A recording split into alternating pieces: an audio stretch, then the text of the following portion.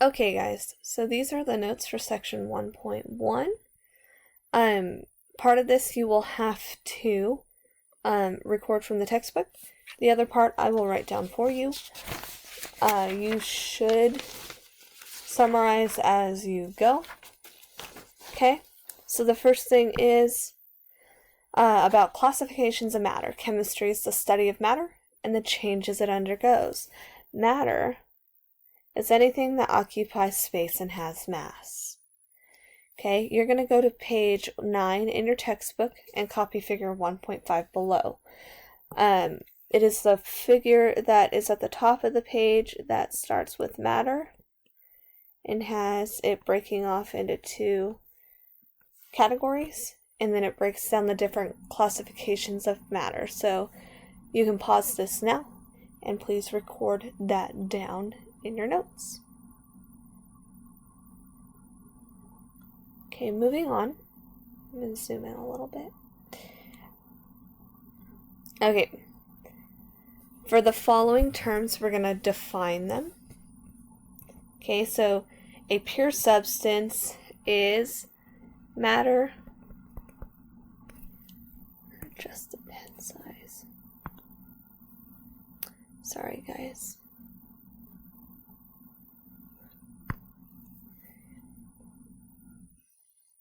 That has a definite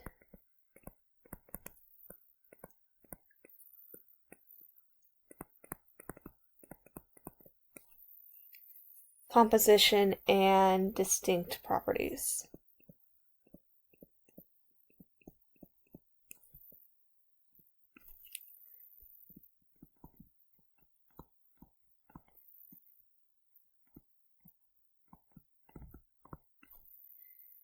Okay, mixture is a combination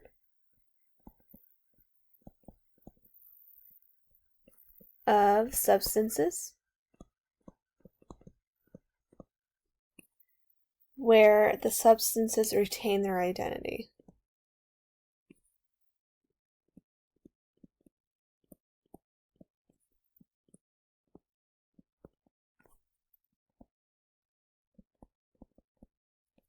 A homogeneous mixture has a composition that is uniform.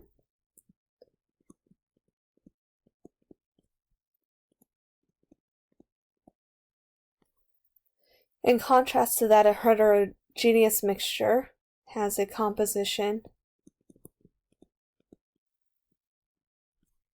that is, composition is not uniform.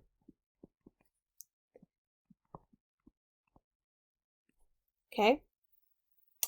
An element is a substance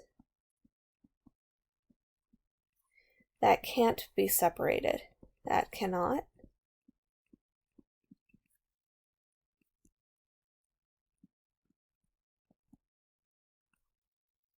Into simpler substances by chemical means.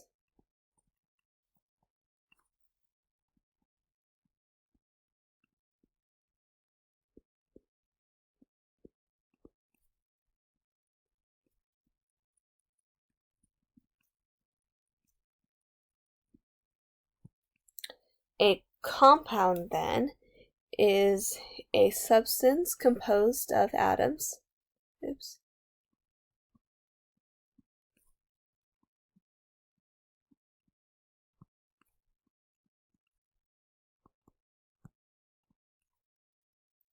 Of two or more elements.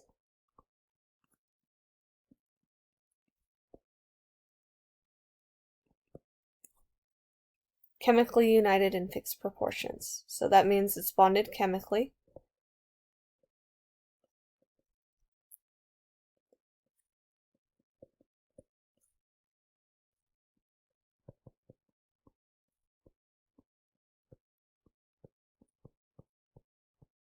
And fixed proportion means that there's a distinct ratio for a specific compound. Okay, the states of matter.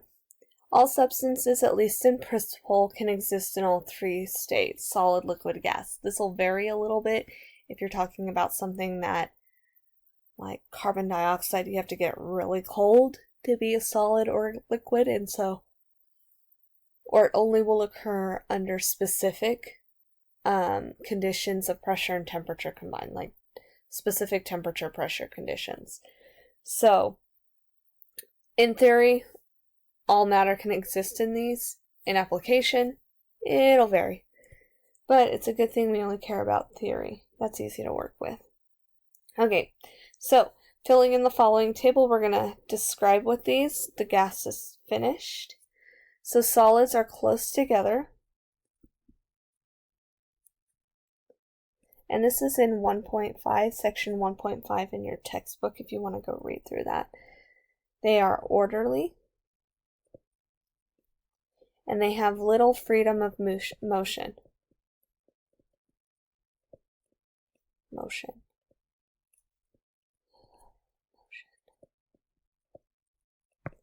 Okay, so macroscopic, that means a big thing. You might see a rock. Yeah, don't judge my drawing. Microscopic, this would be a particle representation if you remember this from your first year of chemistry. Solids are really close together and usually touching. They don't move a lot, so I wouldn't draw arrows. Liquids, on the other hand, are still close together, especially if you compare them to gases. However, they are not held as rigidly in place. This allows them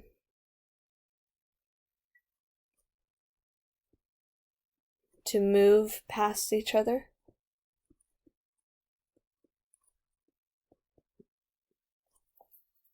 Okay, so we might see like a beaker that we might be pouring the liquid out because it's all moving around in there. How that would look if we were to zoom in, right, is that they would be closest together, so still pretty close, and moving more freely, but not crazy free.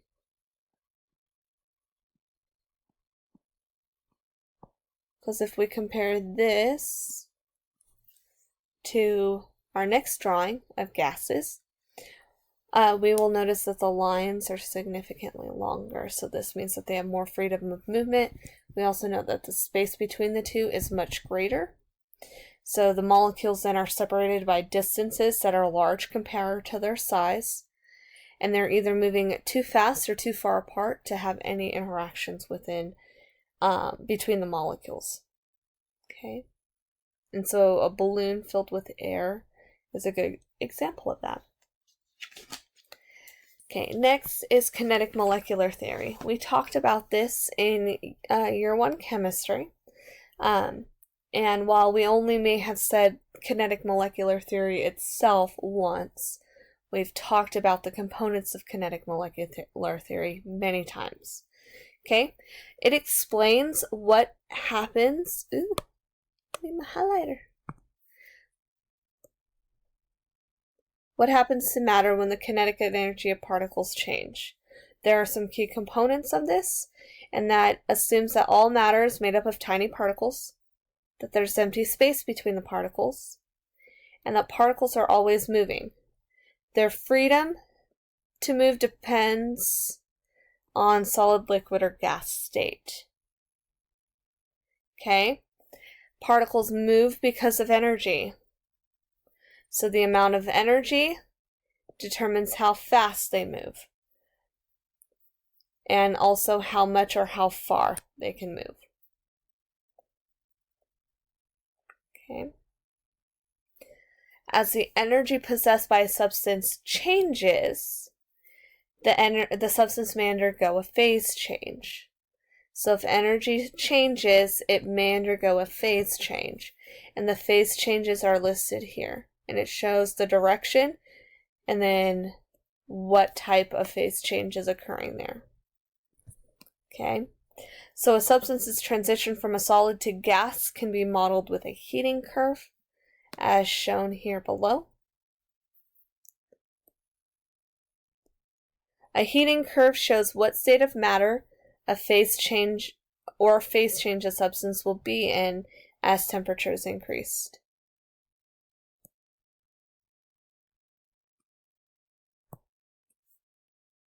The diagonal portions represent substance heating.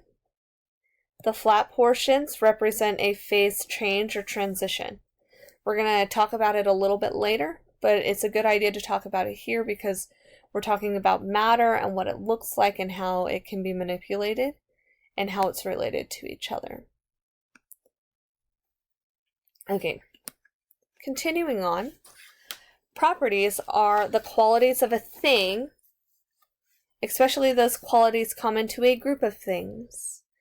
So, for example, property of teenagers is that they eat a lot for the most part.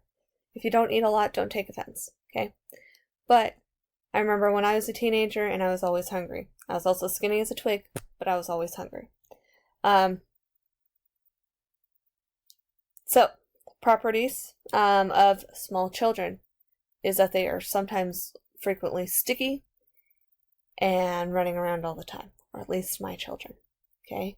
So it's something that's similar between a specific group of things, okay?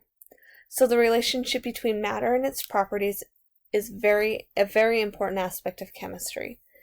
We can classify these properties as intensive or extensive, and you may remember this from last school year or your year 1 chemistry. Intensive properties do not depend on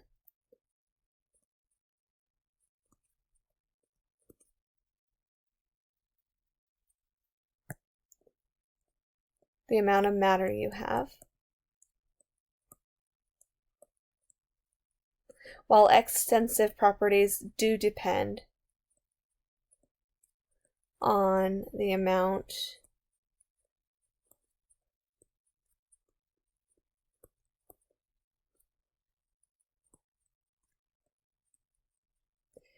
An example of that would be density for intensive, temperature,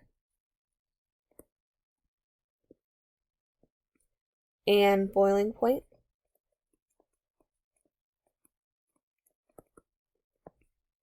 For extensive, that would be mass, length, or volume, because they change as you increase the amount of the substance you have. Properties are also classified as either physical or chemical. How we can distinguish between the two is that physical properties can be directly observed.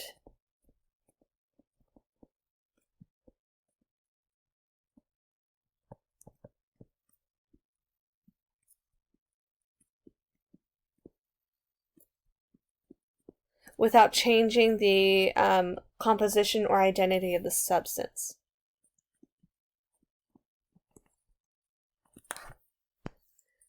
Chemical properties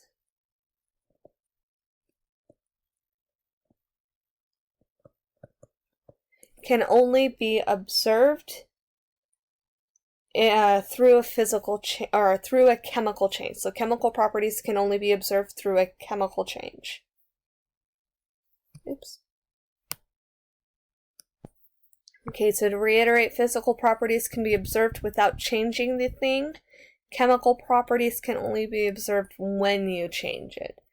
Okay, so there's a difference between physical property of boiling point and the chemical property of flash point. Boiling point is when it boils. Flash point is when it burns. So you're changing it. Okay, so the difference between chemical and physical change is composition. In a chemical change, there is a change in the composition. Change in the composition. In a physical change, there may be a change in the appearance, smell, or display, but it does not change in composition. Okay, so that's related to the idea of chemical and physical properties as well. This concludes section 1.1 notes.